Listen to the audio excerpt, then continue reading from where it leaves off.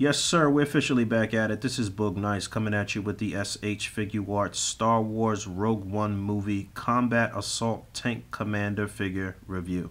Let's do it. This ain't for no scalper. You a scalper? Then fuck out shit.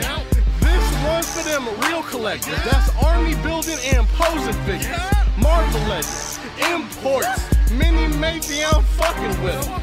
Hype beasts, we know about you. Stay buying figs, don't know about it. Quick look at the side panels on the box. This is standard packaging for the SHF Star Wars figures. Boom. Let's get this bad boy open. Taking a look at the Combat Assault Tank Commander out of the package. And I do like this figure. It came out pretty nice. Nothing crazy here. Nothing that's really surprising about the figure. The design is pretty similar to that of the Scarif or the Shore Trooper, which I reviewed a couple weeks ago. And, you know, this guy didn't actually get too much screen time. You saw this particular character on the screen for all of about 10 seconds in the Rogue One movie. And I actually kind of played myself and bought too many of these things and ended up saying, you know what, I'm going to give a couple away because I don't need multiples of this guy. You know, you didn't see multiples on screen like that. And really the one of the main reasons why I picked this guy up is because for some reason I'm feeling like Hasbro might put out an actual tank as a vehicle for their Star Wars Black Series line, and I wanted to have at least one of these figures. So let's look at his accessories. So straight out of the package, he comes with a set of fisted hands. Then he also has a set of semi-open hands, a set of trigger fingers, or you can also use them as pointing hands. And he comes with a blaster or a rifle, which you can hold with no problem. Help me out in the comments if you know the accurate name for this blaster, but that looks good. And just taking a closer look at some of the details on the deco. They did a pretty nice job of weathering some of the parts on this guy. Everything is not pure white. You can see some dirt here. You can see some dirt on the belt. You can see some dirt on these exhaust ports here in the back, and more here. I like the way they did the pants. You can see the wrinkles in the pants. The pants look like they're, you know, not skin tight. They're baggy. They have some folds and some wrinkles to them. You can see a lot of weathering here on the boots.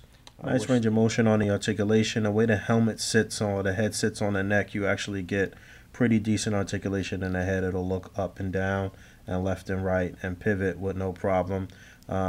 Pretty typical shoulder joint here that they've been using in a lot of the troopers, where the shoulder joint will hinge and it will rotate, so it won't hinder the articulation on the shoulder in any way. You can get the arms up pretty far. You can do a full 360, and you got that butterfly joint here at the shoulder as well. You get some rotation here at the upper bicep right before the end of the shoulder pad, and you get a double jointed elbow. You get most of the articulation away.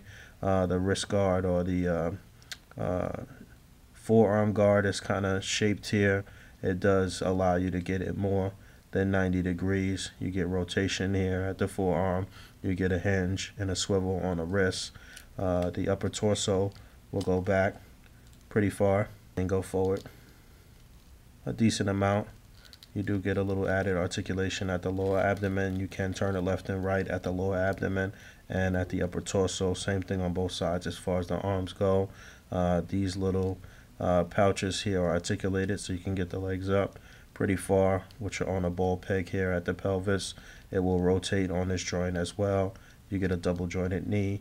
You get a hinge and a toe joint on the foot. It won't hinge back too far, hindered by the way the armor is down here, and you get a pretty nice ankle pivot. So nice range of motion on this guy. Quick size comparisons. You've got the Marvel Legends Luke Cage on the right and the SHF Stormtrooper on the left. You can see the Stormtrooper is actually a little taller than the Tank Trooper.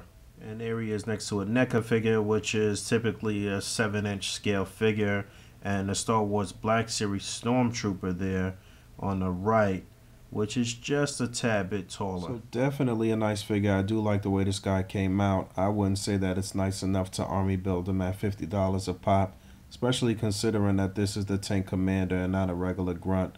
Like I said, I picked this guy up just in case Hasbro does release a tank like they did with the TIE Fighter. I'm going to be putting my SH Figuarts Finn inside of my Star Wars Black Series TIE Fighter when Finn drops. And I was kind of thinking along the same lines with this guy, like I said, just in case they did a tank. So, you know, I'm still not really sold on the Black Series as far as the troopers go. They really kind of half-ass and don't give you all the articulation. And so, you know, sometimes I opt to just spend the extra money for a much nicer looking figure that moves better, in my personal opinion. But, you know, you don't have to do that. This is what the review is for. You can make your decision. If you're okay with the $20 option, then by all means go for it. But yeah, until next time, peace.